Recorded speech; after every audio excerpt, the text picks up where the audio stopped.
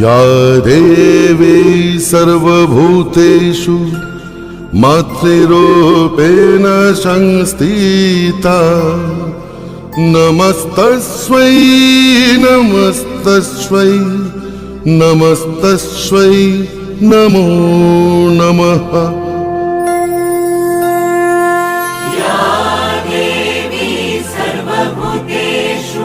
मातृरूपेण संस्थिता नमस्तस्यै नमस्तस्यै नमस्तस्यै नमो नमः।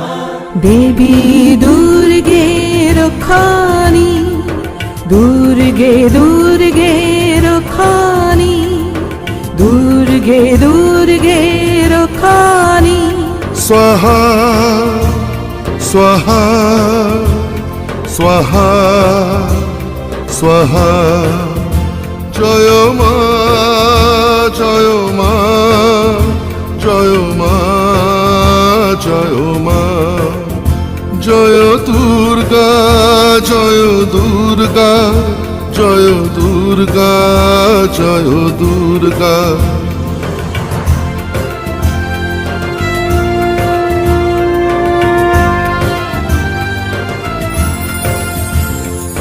তুমি মাগো কন্যা তুমি মা অনন্যা কল্যাণী তুমি মা।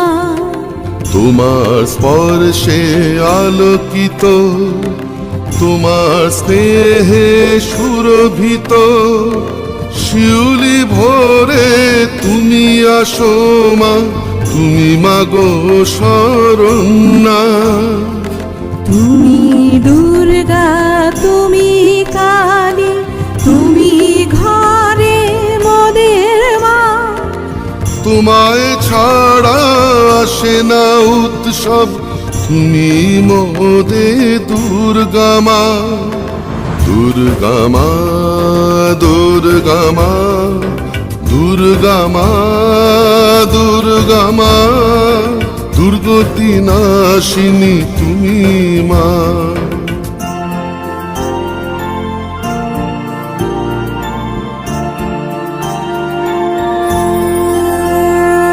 তুমি সকাল তুমি সন্ধ্যা তুমি কাশফুল তুমি মা। ওম শান্তি ওম শান্তি ওম ভোগ। তর্পণ আসলে জিনিসটা কিরকম? তর্পণ হলো একে অপরের পরিপূরক। আপনি আমাকে দিতে পারবেন, আমি আপনাকে দিতে পারব।